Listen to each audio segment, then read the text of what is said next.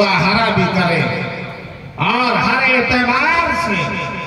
اس طرح کے اداروں کو بالغ عروج تک پہنچانا ہماری آپ کی ذمہ داری ہے۔ جب ہم ایسا کریں گے اور اپنی بچیوں کو اور اپنی بیٹیوں کو اور اپنی بہنوں کو اور اپنی خواتین کو علم نبوت سے آراستہ کریں گے، آقا نامدار فخر دو عالم محمد رسول اللہ صلی اللہ علیہ وسلم کے اس پاک فرمان کے مصداق بنیں گے۔ اللہ کے نبی ارشاد فرماتے ہیں، مسلم شریف کی روایت ہے، حضور اکرم علیہ السلام نے ارشاد فرمایا، جس بندے نے اپنی 2 بیٹیوں یا 2 بہنوں یا اپنی 2 خواتین کا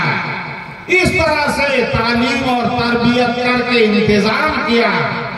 بالغ کے مرحلے تک پہنچایا اور بلوغ کے مرحلے تک وہ پہنچی، ذمہ داریوں کو نبھایا،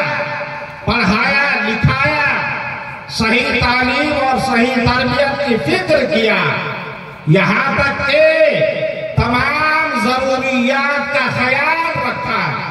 اللہ کے نبی ارشاد فرماتے ہیں، کل حشر کا میدان ہوگا، حضور ارشاد فرماتے ہیں، یہ ایسا بندہ ہے جس نے ایسے اداروں کے ساتھ اپنی خواتین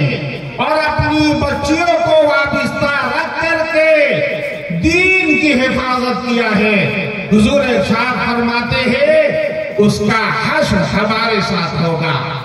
حضور ارشاد فرماتے ہیں، اس کا حشر ہمارے ساتھ ہوگا۔ آپ نے 2 انگلیاں اٹھا کر کے تمام سامعین کو اپنی جانب متنبہ کیا اور مخاطب فرمایا،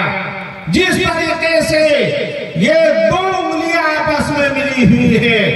اللہ کے نبی ارشاد فرماتے ہیں، ٹھیک اسی طریقے سے کل حشر کے میدان میں ایسا بندہ ہمارا قرب کا مقام طے کرے گا، ہمارا اتنا قریب رہے گا۔ کون چاہے گا جو کہ نفسی کے عالم میں انسان رہے گا؟ حضور ارشاد فرماتے ہیں، ہماری امتی کا فلاں فرد، ہماری امتی کا فلاں شخص جس نے اپنی بچی کی تعلیم اور تربیت کے سلسلے میں یہ بیڑا اٹھایا، یہ قدم بڑھایا اور علم دین سے اس کے سینوں کو مزین کیا، اسلامی ماحول کے اندر اپنے گھرانوں کو قائم رکھا، اللہ کے نبی ارشاد فرماتے ہیں، کل حشر کے میدان میں وہ بندہ ہمارے ساتھ اتنا قریب رہے گا۔ میرے بھائیو، بزرگوں، دوستو، بہت تفصیلی بات کرنے کا یہ موقع نہیں ہے،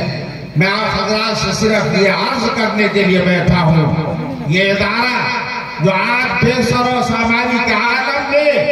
قائم کیا گیا ہے، یہ ادارہ ہمیں پیغام دیتا ہے، اپنی بچیوں کو اس میں ڈالے، پڑھائے اور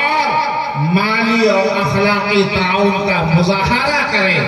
اللہ تبارک و تعالی اس کے لیے ہم کو، آپ کو، سب کو بے حد قبول فرمائے۔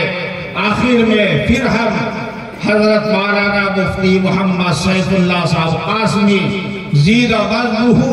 اور ان کے رفقائے کار کو مبارکباد دیتا ہوں۔ اللہ تبارک و تعالی